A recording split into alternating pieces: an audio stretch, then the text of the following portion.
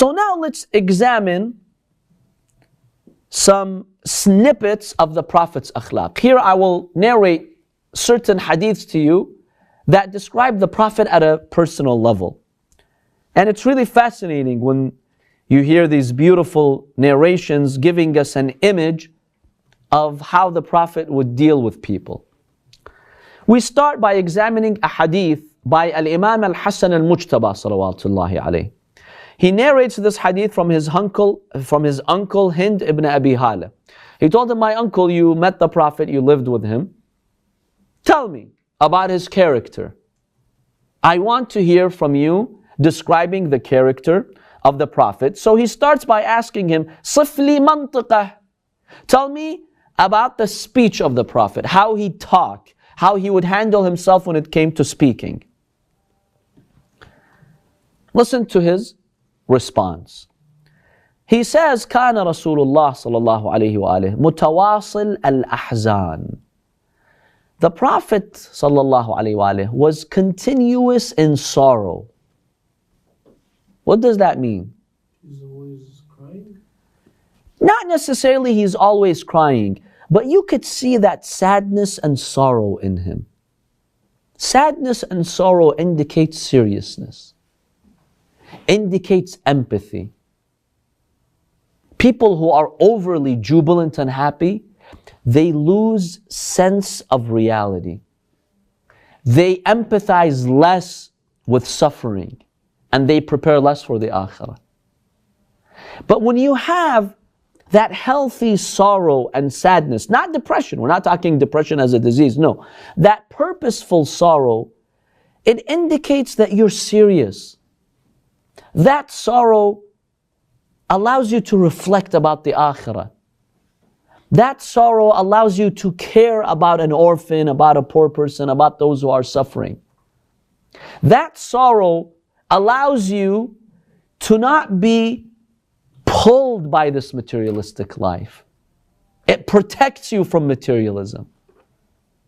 So he says you could see that in the Prophet. Da'im al-fikra. He was always contemplating. When he'd be sitting by himself or waiting for an appointment or something, we could see him purposefully thinking about something. لَيْسَتْ لَهُ رَاحَةٌ. The Prophet never pursued raha. What's raha? Comfort. It was never his goal, let me relax. Let me have my leisure time. Let me enjoy myself. That was not in the dictionary of the Prophet sallallahu alaihi wasallam. وَلَا يَتَكَلَّمُ بِغَيْرِ حَاجَةٍ. فِي غَيْرِ حَاجَةٍ. He'd never speak if there was no reason for him to speak. Have you seen some people? They just need to talk. The Prophet would only talk if there was a reason. He's answering a question, he's guiding someone. If it were not for that, he'd be silent. Speak only when necessary. طَوِيلَ السُّكُوت. Many times we'd see him silent. His silence was prolonged. يَفْتَتِحُ الْكَلَامَ وَيَخْتِمُهُ بِأَشْدَاقِهِ. One sign of politeness that the Prophet would display is that when he'd start speaking and he'd end his speech, he would not fully open his mouth. What does that mean? Have you seen some people when they speak, they get so passionate about what they're talking, they open their mouths a lot. The Prophet was so polite, even as he's speaking, he's so polite in his speech. He's so careful with his speech, he would not fully open his mouth as he's speaking. Have you seen some people, they open their mouth, like they're really passionate, they want to get their point, and they open their mouth as they're talking to kind of force the words on you, or to kind of be loud in your presence. The Prophet would not do that. The Prophet ﷺ, he'd try not to open his full mouth as he would speak. This is one of his manners. Another meaning for this phrase is that the Prophet would speak the words with full clarity and with proper pronunciation. Some people, they just talk so quickly you don't pick up their words. No, the Prophet was balanced in his speech. He would say the words in a way where you could understand each word, and he'd pronounce them very clearly.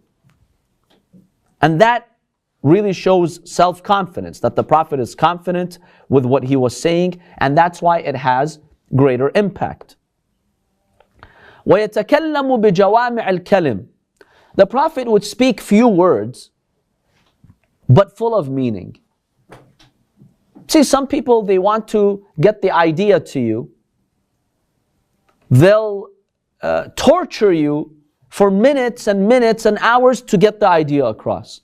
The Prophet uses short words, small words, to convey big meanings. And that is an art. And it's very important to be eloquent like that. You know, one linguistic scholar beautifully put it, I can't remember who it was a professor of English or linguistic scholar.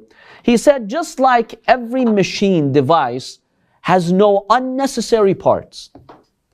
Look at any device, right? This computer here in front of me. Does it have any unnecessary parts? Or every part serves something? Every button on the keyboard serves something. Every function serves something. Are there any parts that you're like, they don't serve anything? They're unnecessary, they're wasteful? No. The company who designs the device, they make sure that every part of the device is serving a purpose. There's no unnecessary extra parts. He says, just as a device has no unnecessary parts, speech should have no unnecessary words. If you're writing something, and you could eliminate half of the words and still keep the meaning, do so. Don't add words. Some people, when they speak or they write something, they just want to add more and more words to their speech. More synonyms, more words. You don't need that. The more brief you are, the more impactful you are. That's how the Prophet would speak. Faslan. The Prophet's speech was fasl. It was always surrounding the truth, to separate haqq from batil, truth from falsehood. لا فضولا ولا تقصيرا فيه. The Prophet's speech was perfectly calibrated. It wasn't too much, but it wasn't too little. Have you seen some arrogant people, you talk to them, they give you like a word? Or some people, they're trying to be cold with you. They give you the cold shoulder. How? You ask them, you want to speak to them. Yeah, they just keep it very brief. Offensively brief, right? The Prophet was not like that. He maintained a balance. He was not excessive in his speech, but at the same time, he was not too brief such that you feel he doesn't care about you. He's just trying to, get rid of you. That's not how he was. That's important. Keep that in mind. Some people are too brief. Speak a little bit more, clarify a little bit more, carry the conversation. No, some people, they're not interested. It's either out of arrogance or they don't care. The Prophet ﷺ was very well balanced. Damithan, very light-hearted. See, we think that the Prophets and the Imams are so too serious in their akhlaq. The Prophet is serious about life, sure. But when you sit with him, he doesn't seem too serious such that he's intimidating. No, he's light-hearted. Anybody can sit with him and talk to him. Anybody could spark a conversation with him. And in fact, he was humorous and he had a lovable character. Some people, when they have an important position of power, no. They kind of become unapproachable. Like you sit with them, you don't know what to talk about. Right? And they can't even carry a conversation with you. They're so stern. The Prophet was not stern. He was very light-hearted. Anybody could approach him. He was not dry. لَيْسَ بِالْجَافِ. Given that he's a leader, he's very busy, usually you become dry. The Prophet was not dry in his akhlaq. But here's the important part. وَلَا بِالْمَهِينِ. Some people, because they're so accessible and approachable, sometimes they lose respect. People underestimate them, right? Okay, this person doesn't really have standards for himself. No. The Prophet wasn't like that. While he was very approachable, he's very light-hearted, kind and humorous, but his respect was imposing on those around him. They would respect him. He had this glory and majesty around him. Now that's an amazing balance to achieve. And it's very hard to achieve that. You're accessible, but not in a way where people will belittle you. No, you still command respect. يُعَظِّمُ النِّعْمَةَ وَإِن دَقَّتْ. The Prophet would glorify the blessings and the ni'mah, even if it's very small. Crumbs of bread. Do you show respect for crumbs of bread or grain of rice? The Prophet would show utmost respect to a crumb of bread, to a grain of rice. Assalamu alaikum. وَلَا يَذُمُّ مِنْهَا شَيْئًا. The Prophet would never express dissatisfaction at a small ni'mah. Oh, today I just had a date for lunch. Or I just have some crumbs of bread. Never. He would appreciate every single ni'mah Allah has given him. He's very appreciative. That's something that we usually don't do. وَلَا يَذُمُّ ذَوَاقًا وَلَا يَمْدَحُهُ. Here's an interesting one. The Prophet would never say anything negative about food, nor would he praise food. So the first part, the Prophet does not say anything negative about a meal or about food for two primary reasons. Number one, he doesn't want to offend the cook or the one who prepared the food. Look, people spend a lot of time cooking. And if you say something negative, that's offensive. That hurts the cook. So the Prophet would avoid that. Even if he didn't like the food, he would not let the person know. Number two, the Prophet's teaching us, who cares? Okay, let's say the food is not that great. Doesn't taste that good. So what? Allah created you in this world to eat? Is that your goal? You have so many priorities in your daily schedule. Who cares what the food tasted like? So the Prophet wouldn't bother. He's teaching us, don't even waste time being concerned about the taste of the food. Doesn't matter. It's secondary. It's not a primary thing in your life.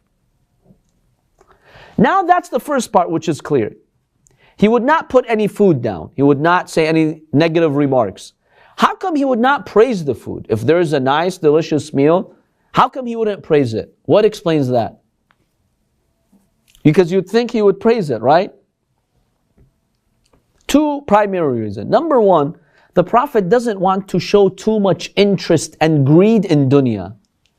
Because when you have the habit of praising food, which by the way, Western culture today, and even Arabic culture, is heavily dependent on that. Food, food, food. It's part of our lives. Restaurants, tasting.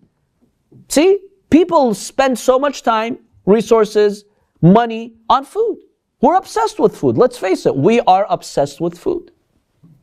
In fact, when people go to vacations, seeing other parts of the world, do you know many Americans, one of the top things in their agenda is restaurants.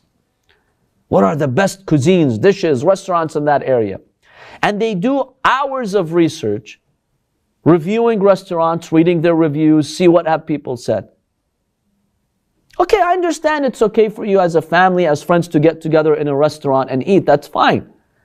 But we take it too far. We really do take it too far. And some people, if they don't get the food that they like, it's a big problem. So the Prophet would not positively comment on the food. So he doesn't want to show too much interest in dunya. Goes back to the first point. It doesn't matter.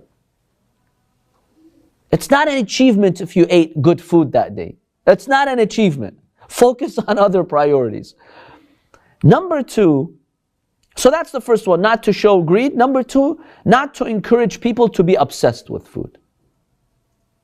So the Prophet, according to this hadith, would not negatively say anything about food, or he would not praise the food either. وَلَا تُغْضِبُهُ الدُّنْيَا. Anything that has to do with dunya, materialism, this life, would not anger the Prophet, would not frustrate him. You cannot frustrate the Prophet with worldly matters. He does not care about dunya. However, does that mean that the Prophet never became angry? No, he would become angry. When? إِذَا تُعُدِّيَ الْحَقِّ لَمْ يَعْرِفْهُ أَحَدٌ وَلَمْ يَقُمْ لِغَضَبِهِ شَيْءٌ حَتَّى يَنْتَصِرَ لَهُ.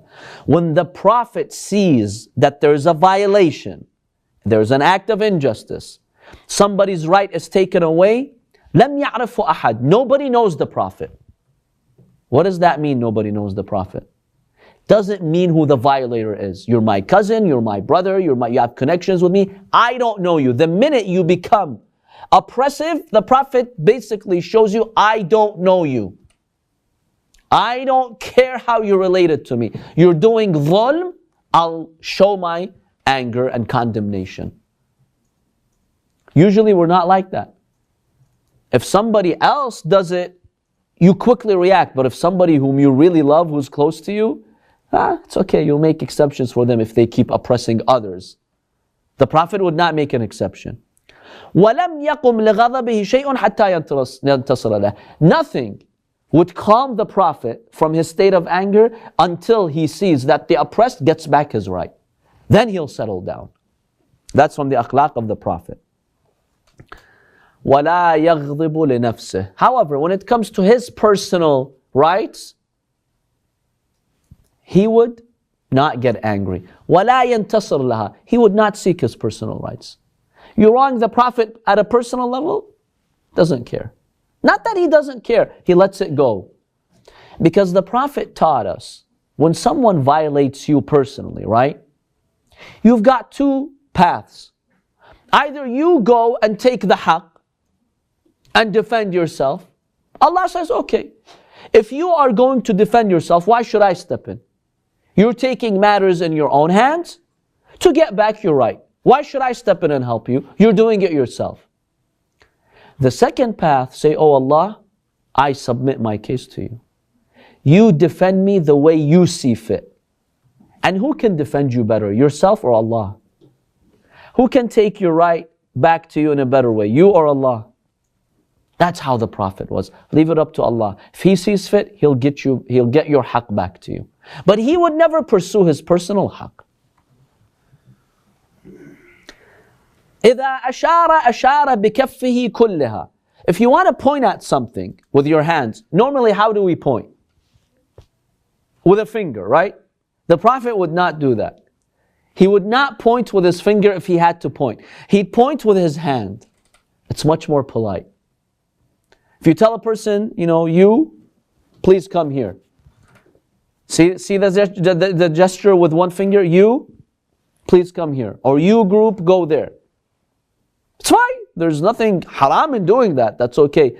But compare this to your hand. You, tafaddalu. Which one seems more polite, inviting, and respectful with the full palm? So the Prophet, whenever he'd point at something, he would not use a finger. He'd use his entire hand. That showed a lot more respect and a lot more politeness. وَإِذَا تَحَدَّثَ أَشَارَ بِهَا. And when the Prophet would speak, he would use his hands. Why would the Prophet use his hand when he's speaking?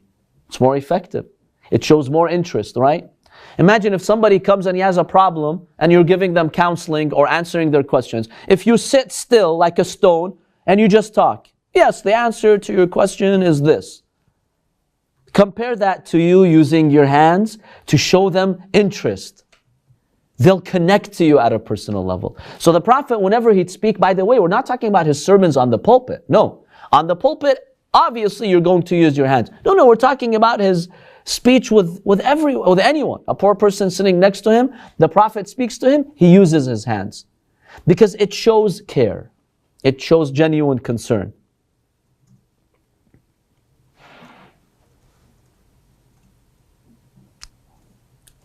So the Prophet would get angry if somebody's right is violated. وَإِذَا فَرِحَ غَضَّ مِنْ طَرْفِهِ. When the Prophet would become happy, when you become happy, what do? Some people jump, some people dance, some people sing, some people, I don't know what they do. What did the Prophet do when he'd become happy? He'd lower his gaze to the earth. Why? He doesn't get too excited, because when you get too excited, you get carried away. Many people make big mistakes. They commit sins, violations. They forget Allah in times of happiness. And here in America, you find that in happy times, holidays, New Year's, that's when the highest rates of drunk driving happens. People, when they get too happy, they start becoming animals. They behave like animals. They go into party mode. The Prophet, when he'd get happy, he'd never go into party mode. يَغُضُّ طَرْفَهُ, he'd lower his gaze, showing humbleness, thankfulness to Allah. جُلُّ ضِحْكِهِ التَّبَسُّمُ. How did the Prophet normally laugh when he wanted to laugh? Smile. He would not guffaw or break into big laughter, no. This is not that appropriate. It's not the ethics and morals of a true believer. He'd smile. جُلُّ ضِحْكِهِ التَّبَسُّمُ وَيَفْتُرُ عَنْ مِثْلِ حُبِّ الْغَمَامِ أو حَبِّ الْغَمَامِ. Basically, he's describing how the Prophet would smile. He says, when the Prophet would smile, his blessed teeth would show, such that you can see them as white as snow falling from the clouds. That's how the Prophet's smile was captivating to people around him. It's like snow is falling from the clouds. That's how white they were. That's how beautiful his smile was. And then he says, كان رسول الله صلى الله عليه وآله دائم البشر. The Prophet was always in a positive attitude, almost like smiling. Even if he was in pain, he was suffering, he was sick, he had a good attitude. And one of the signs of the believers, المؤمن حزنه في قلبه, the true believer, his sorrow is in his heart, وبشره في وجهه. But you see him smiling on the outside. Always have that positive attitude, even if you're suffering. Have you seen some people, they're down, they've lost money in the market, they're sick, khalas, you can't talk to them. They're in a bad mood. The Prophet would never be in a bad mood. Even if in his heart he's sorrowful, he would not be in a bad mood. Yes? So how could the Prophet have that smiling face all the time and still have that sorrowness in his face as well? See, sometimes you go through a difficulty, you're hurt, you're going through a trial, a loved one is dying, somebody's causing you problems, you see people being oppressed, you see the hypocrites and the unbelievers doing what they do, your wives are creating problems in your house every day. That hurts him. But he puts a smile. He doesn't show you his sadness. Some people, the smallest thing that happens in their homes, oh no, they have to let everybody know that they're going through pain. The Prophet would hide that from the people. When he goes out in the community, he puts his personal problems away and he smiles in the face of the people. He's bleeding in his heart, but he's smiling. You can. We all experience it. I've known many people who have this, lifestyle. سهل الخلق لين الجالب لين الجانب ليس بفضل ولا غليظ. So even though he's God's greatest messenger, he was very easygoing. He's very flexible. Have you seen some people? They're not flexible. They have their rules, their way of doing things. The Prophet was not like that. You travel with him, he's flexible. You get up with him, he's flexible. You eat with him, he's lenient, he's flexible. He's not rigid. You have to go through his way. Yeah, halal and haram, sure, he's firm with that. But when it comes to other things, it's okay. Some people, their preference, they impose it on others. He's not like that. He doesn't impose his taste or his preference on others. وَلَا صَخَّابٌ وَلَا فَحَّاشٌ وَلَا عَيَّابٌ وَلَا مَدَّاحٌ. 4 qualities. Number 1, he's not sakhab. Sakhab is yelling, being loud, being obnoxiously loud. Have you seen some people, they're very loud? They don't respect those who are around them. Even if they're in public space, they're loud. The Prophet was not loud. He would not yell.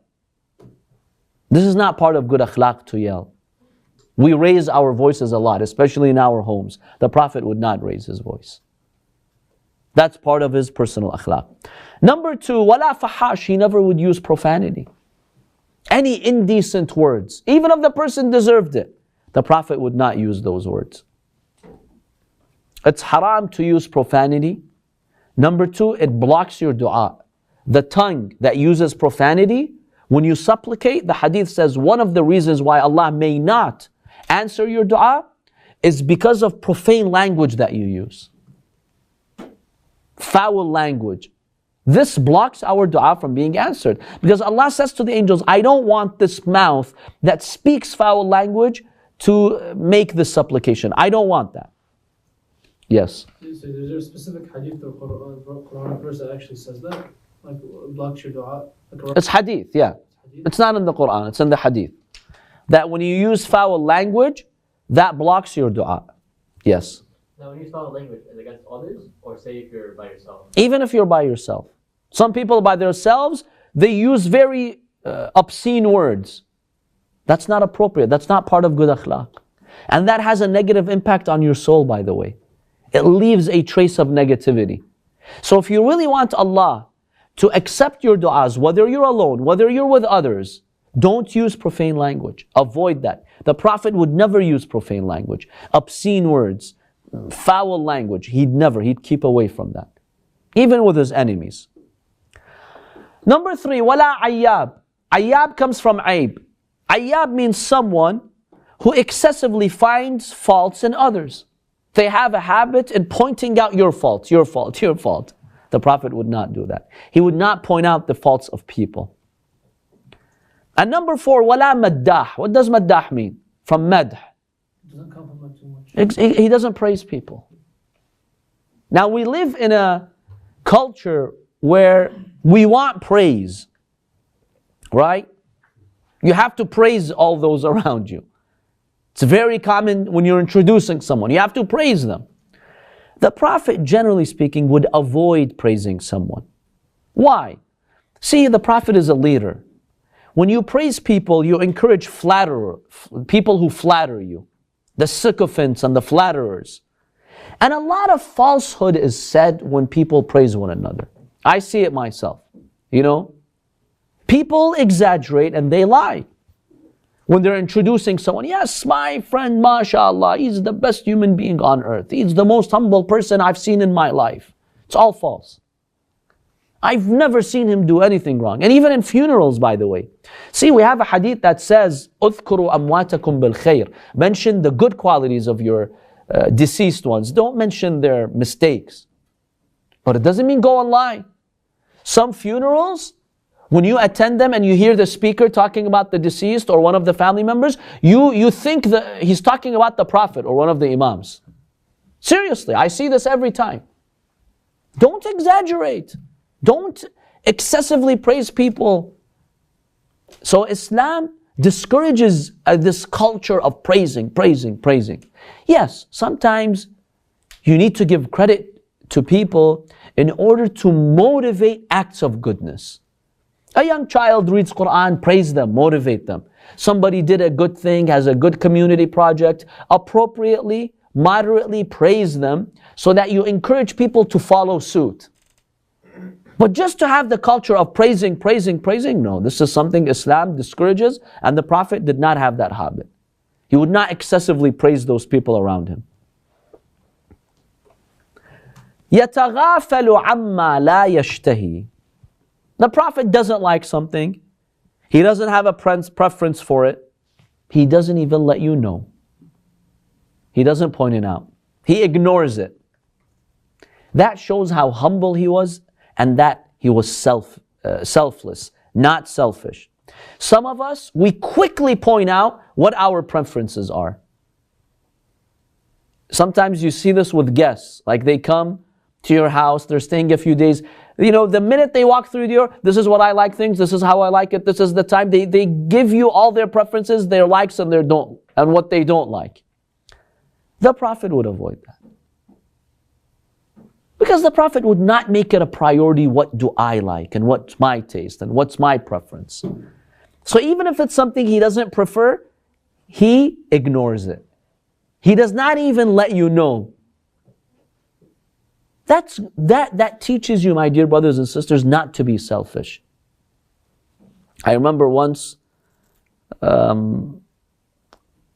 couple, they were discussing something, so the wife said that when they first got married, the husband did not like onions in the food. That was his preference. For 6 months after marriage, he did not make it known to her that he does not like onions. Because he just wanted to be polite. Even to that point, he was training himself. Then she somehow discovered. Now you could say, okay, this is silly, this is taking it too far. No, he has a point. Because when you say yes to your nafs once, you say yes twice, 3 times, until it drags you. He did not let her know that he doesn't like onions. Khalas, she wants to put onions in the food, let her put onions. That's fine. This was the akhlaq of the Prophet. فلا يؤيس منه أو يؤيس منه ولا يخيب فيه مؤمليه. The Prophet was such that people always were hopeful towards him. Some people, you just give up on them, right? ما يطلع منا خير. No goodness comes out of them. Don't bother asking them to help you, to do this. Don't bother. The Prophet was never like that. Every human being had hope that if I approach him, I'll get something. I'll get results. He'll help me. He'll do something. That's how the Prophet was. Everyone had hope in him. Even the enemies and the hypocrites, they had hope in him. Then he says, there are 3 things the Prophet avoided. 1, al-mira, arguing. One of the big sins sometimes that can become a big sin is just to argue. It destroys iman. Sometimes you're sitting in a gathering and there's a discussion. Okay, you make your point once. Okay, yallah, twice. No, some people, they have to make their point. And they keep, even if you're right. The hadith says, even if you're on there, your point is right. Khalas, stop arguing, drop it. You've said it once, you've made your case, enough. But to insist and go back and forth and back and forth and back and forth and argue and prove yourself, that's not a sign of iman and good character. The Prophet would never do that. There's a discussion, he says his opinion, he mentions you his evidence, and that's it. Move on. I'm not going to sit here and try to prove myself that I'm right. He would never do that. Because when you have the habit of arguing, eventually you become selfish, self-centered. Because it's only about my ideas and my opinions and what I think. Over time, people who are excessive arguers, usually they're not receptive to what you have to say. It's their opinion, I want to shove it on you. The Prophet would avoid that. Make your case once, twice, it's enough. So number 1, the Prophet would avoid arguing. Number 2, wal-ikthar, he'd avoid excessive talk. We've talked about that. Number 3, وَمِمَّا لَا يَعْنِيهِ. Anything that the Prophet, it wasn't his business, he wouldn't talk about it. Have you seen some people, they're very nosy? They have to get involved in everything, even in things that don't pertain to them. They have to insert themselves in it. The Prophet would avoid that. If it's not my business, khalas, it's not my business. I'm not going to get involved.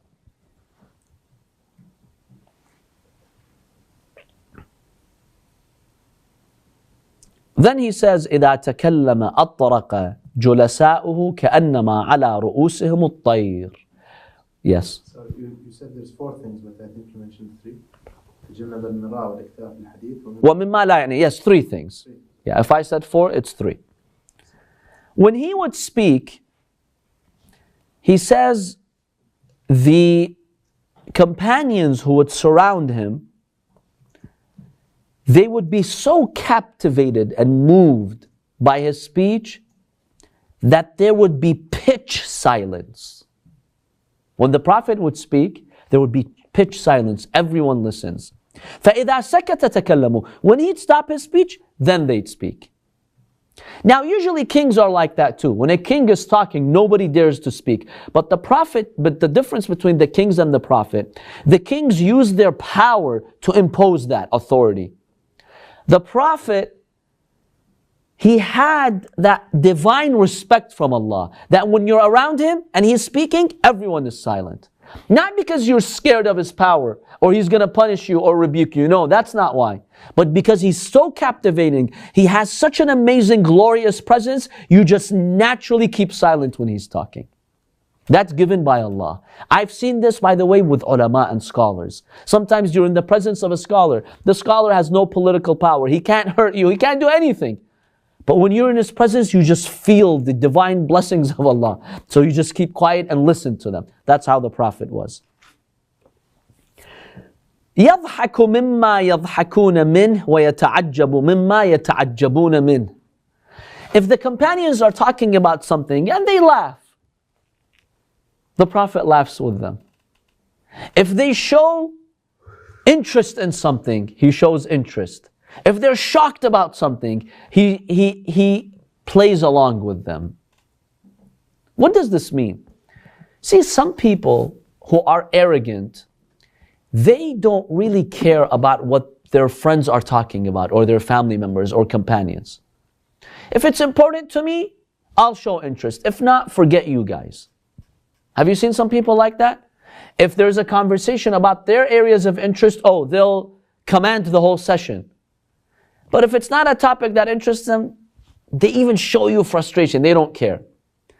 The Prophet, when he was with his companions, if they'd laugh about something, they're interested in something, he'd laugh with them. He's showing them, I'm one of you. That's amazing for a leader to do that. By the way, we're assuming this isn't haqq. If they're doing ghiba and laughing, no, he's not going to laugh with them. It's a given. But let's say they find something funny. Okay, the Prophet goes with the flow. They're shocked about something. They're interested in something. He goes with them. Have you seen kids, like you're talking to a child and that child says, look at that tree. You're like, wow, that's an amazing tree. You know how much that means to the child when you do that? It means a lot. You connect to the child. The Prophet would do that with his companions. They find something amazing, he shows amazement. They find something funny, he laughs with them. Only a genuinely sincere and humble person does that. وَيَصْبِرُ لِلْغَرِيبِ عَلَى الْجَفْوَةِ. When a stranger would come and the stranger would be rough with the Prophet, maybe even a little bit disrespectful, the Prophet would be patient with him. Some people can't tolerate it. حَتَّى أَنْ كَانَ أَصْحَابَهُ لَيَسْتَجْلِبُونَهُمْ. This phrase has two meanings. The first meaning is that when they would see a stranger coming to maybe not be so respectful with the Prophet or to be rough with the Prophet, they distract him and talk to him and keep him away from the Prophet so he doesn't bother the Prophet. Let's say somebody comes, he's known to be rough and aggressive. He's coming towards the Prophet, and we know he's going to sit there and not respect the Prophet. The Prophet, he himself wouldn't say anything, but what would his companions do? They take him, they distract him, talk to him, so he doesn't sit next to the Prophet and annoy the Prophet. They would handle that. That's the first meaning. The second meaning is that, bil'aks, sometimes the companions wished someone, a stranger, would come to the Prophet who was a little bit bold. See, the companions, they were shy to ask the Prophet many questions. Like they'll sit with him, they'll ask him a question or two, and then they feel embarrassed to keep burdening him with questions. But they want to learn from him. So you know what they would do? They wish a stranger comes who's not shy and embarrassed to sit and ask the Prophet so they learn from the answers. That's the other meaning for this phrase over here. وَلَا يَقْطَعُ عَلَىٰ أَحَدٍ حَدِيثَهُ حَتَّى يَجُوزْ فَيَقْطَعُهُ بِانْتِهَاءٍ أَوْ قِيَامٍ أو يَجُورٍ. He says the Prophet would never interrupt you and cut you off. You're talking, he lets you finish your speech. He doesn't cut you off. Until you trespass your limits. You start attacking people, you start making accusations, you say something batil, something that's false, or backbiting, then what would the Prophet do? Then he would stop the speech of that person. But do you know how? بِانْتِهَاءٍ أَوْ قِيَامٍ. The Prophet will just leave. He would not yell at you and embarrass you, you just leave. You just leave the session. If somebody starts going into falsehood, he just leaves the session.